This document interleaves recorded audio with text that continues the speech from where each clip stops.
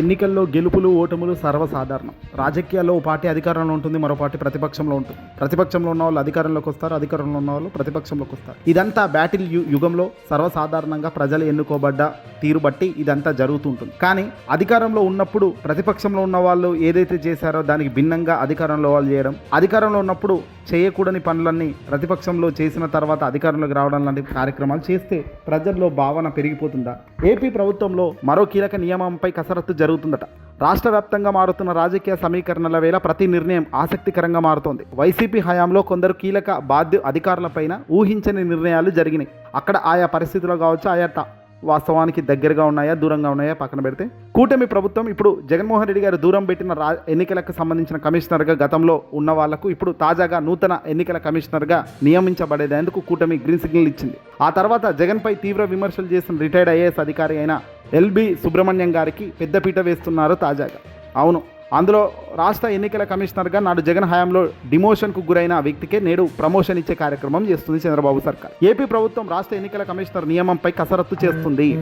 రాబోయే కొద్ది రోజుల్లో ఎన్నికలు వస్తున్నాయి కాబట్టి ఆ ఎన్నికల్లో తమ వైపు ఎవరైతే నిలబడతారో, తాము చెప్పింది ఎవరైతే వింటారో వాళ్ళకే పెద్దపీట వేస్తున్నట్టు అడుగులు వేయడం నిజంగా బాధాకరం. గవర్నర్ రాష్ట్ర ప్రభుత్వ సిఫార్సుకు మేరకు కొత్త కమిషనర్ను నియమించే కార్యక్రమం మొదలుపెట్టారు. ఎన్నికల కమిషనర్గా వ్యవహరించిన నీలం సహని పదవీకాలం పూర్తి కావడంతో ఆ స్థానంలో కొత్త అధికారిని నియమించాల్సి ఉంటుంది. సాధారణంగా ప్రభుత్వ ప్రధాన కార్యదర్శి లేదా సీనియర్ అధికారిగా పనిచేసిన వారికి హోదా కల్పిస్తుంటారు. కానీ జగన్మోహన్ రెడ్డి గారి హయాంలో రాష్ట్ర ఎన్నికల కమిషనర్గా పనిచేసిన నిమ్మగడ్డ ప్రసాద్తో ఓపెన్గా విభేదాలు కొనసాగాయి. దీంతో నిమ్మగడ్డను తప్పించే క్రమంలో న్యాయపరంగానూ వివాదం కొనసాగింది. గతంలో కరోనా వేళ స్థానిక సంస్థల ఎన్నికల షెడ్యూల్ ప్రకటనతో మొదలైన ప్రభుత్వం వర్సెస్ రాష్ట్ర ఎన్నికల కమిషనర్ వివాదం చాలా కాలం సాగింది. ఇక తాజాగా కూటమి ప్రభుత్వం ప్రస్తుతం ఇద్దరు రిటైర్డ్ ఐఏఎస్ల పేర్లు పరిశీలన చేస్తున్నట్టు సమాచారం. అందులో ఒకరు నీరబ్ కుమార్ ప్రసాద్ కాగా మరొకరు మాజీ ప్రధాన కార్యదర్శి ఎల్వి సుబ్రహ్మణ్యం గారు. 2019 ఎన్నికల సమయంలో ఎల్వి సుబ్రహ్మణ్యంను ఎన్నికల సంఘం ఏరికోరి ఇన్ఛార్జ్ సిఎస్గా నియమించింది. ఆయన సిఎస్గా ఉన్న సమయంలో ఎన్నికలు జరిగి జగన్మోహన్ రెడ్డి గారు అధికారంలోకి కూడా రావడం జరిగింది. జగన్ ముఖ్యమంత్రి అయిన తర్వాత ఆయన్నే సిఎస్గా కూడా కొనసాగించారు. ఆ తర్వాత చోటు చేసుకున్న కొన్ని పరిణామాలు, సీఎంఓలోని ఓ అధికారితో మొదలైన వివాదం, చివరికి జగన్మోహన్ రెడ్డి గారు ఆగ్రహంతో అకస్మాత్తుగా సడన్గా ప్రభుత్వ ప్రధాన కార్యదర్శి హోదాలో ఉన్న ఎల్వి సుబ్రహ్మణ్యంను ఆనాడు ప్రభుత్వం తప్పించింది. ఆయనకు డిమోషన్ ఇచ్చారు. దీంతో చాలా ఆవేదన వ్యక్తం చెందారు. ఆయన రిటైర్డ్ దాకా చూసి పదవి విరమణ చేశారు. ఆ తర్వాత పలు సందర్భాల్లో కూడా జగన్మోహన్ రెడ్డి నిర్ణయాలను ఆయన ఓపెన్గా విమర్శించారు. అంటే ఆయనకు జగన్మోహన్ రెడ్డి గారికి కాస్త డిస్టెన్స్ ఏర్పడింది వాస్తవం. ఇప్పుడు అదే డిస్టెన్స్ను ప్లస్ చేసుకునే కార్యక్రమంలో భాగంగా కూటమి ప్రభుత్వం ఎల్వి సుబ్రహ్మణ్యంకు ఎన్నికల కమిషనర్గా పదవి ఇవ్వటం నిజంగా జగన్ను అవమానించిన అధికారికి తగిన గౌరవం ఇచ్చినట్లు అవుతుందా? వాస్తవానికి ఇక్కడ జగన్మోహన్ రెడ్డి గారు ఏం చేశారు, లేదంటే ఆ ఎల్వి సుబ్రహ్మణ్యం ఏం చేసింది అన్నది ఆయా రాజకీయ పరిస్థితుల్లో భాగంగా జరిగిన రాజకీయాలు.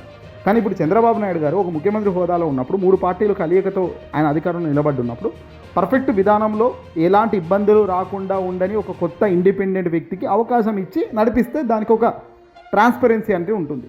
కానీ ఇక్కడ చంద్రబాబు నాయుడు గారు చేస్తుందండి, గతంలో జగన్మోహన్ రెడ్డి గారు ఎవరైతే విభేదించారో వాళ్ళని పెట్టారు. తద్వారా ఏంటంటే జగన్మోహన్ రెడ్డి గారికి వీళ్ళు మద్దతుగా ఉండే పరిస్థితి ఉండదు. నేను చెప్పింది వింటారు, వాస్తవమైన అవాస్తవమైన ముందుకు నెట్టుకుంటూ వస్తారనా? అంటే ఈ ప్రక్రియలో సజావుగా ప్రక్షాళన జరుగుతుంది అనుకుంటున్నారా? అంటే నీతిగా నిజాయితీగా ఎన్నికలు సాగుతాయా? రాబోయే మున్సిపాలిటీ ఎన్నికలు కానీ, లోకల్ స్థానిక ఎన్నికలు కానీ, ఇలాంటి కార్యక్రమాలు చంద్రబాబు చేయడం వల్ల ప్రజలు కూడా అనుకుంటారు నిజంగా చంద్రబాబు తనకు నచ్చిన వాళ్ళని పెట్టుకుంటాడు, తనకు నచ్చిన వాళ్ళని చేసుకుంటారు. గతంలో జగన్ను విభజించిన వాళ్ళను ఈరోజు అధికారం ఇచ్చి చంద్రబాబు తను చెప్పిందే చేసే పనిలో ఎవరైతే ఉంటారో వాళ్ళని పెట్టుకోవడంలో ఉద్దేశం ఏమిటి? ఇక్కడ జగన్కు ఇబ్బందా, చంద్రబాబుకు నచ్చిన వాడా మిత్రుడా అనేది కాదు. తెలియని వాళ్ళను, గుర్తింపు లేని వాళ్ళను గుర్తింపిస్తే బాగుంటుంది కదా మంచి వాళ్ళకు. ఇంకా చాలామంది రిటైర్డ్ ఐఏఎస్లు పెద్ద వాళ్ళు చాలామంది ఖాళీగా ఉన్నారు కదా, వాళ్ళని తీసుకొని ఆ ఉన్నతమైన పదవి ఇచ్చి వాళ్ళతో ఎన్నికలకు సంబంధించిన ఈ కార్యాచరణ నడిపిస్తే బాధ్యతాయుతంగా ఉంటుంది, ధర్మంగా ఉంటుంది. కానీ ఏదైతే జగన్మోహన్ రెడ్డి గారి గతంలో ఏదో వాళ్ళ పార్టీకి సంబంధించి, లేదంటే ప్రభుత్వ పెద్దల్లో ఏదో లొసుగు ఉంది, ఏదో గొడవ అయింది, ఆ గొడవలో భాగంగా ఆయన పక్కన పెట్టారు కాబట్టి ఆ పక్కన పెట్టిన వాడిని ఈరోజు నేను పొజిషన్ ఇస్తున్నానంటే దీనివల్ల ఏంది? కేవలం ఒక కక్ష రాజకీయాలు ప్రేరేపిస్తున్నట్టు కదా, మొండిగా కక్ష రాజకీయాలతో పోయినట్టు కదా. ఇలాంటివి పనికొస్తాయా ప్రజల్లో? వాస్తవానికి ఇవే కదా జగన్మోహన్ రెడ్డి గారికి కూడా ప్లస్ అయ్యేది. ఏదేమైనప్పటికీ కూడా రాజకీయాల్లో ఎప్పుడు కూడా కక్ష రాజకీయాలు పోకూడదు.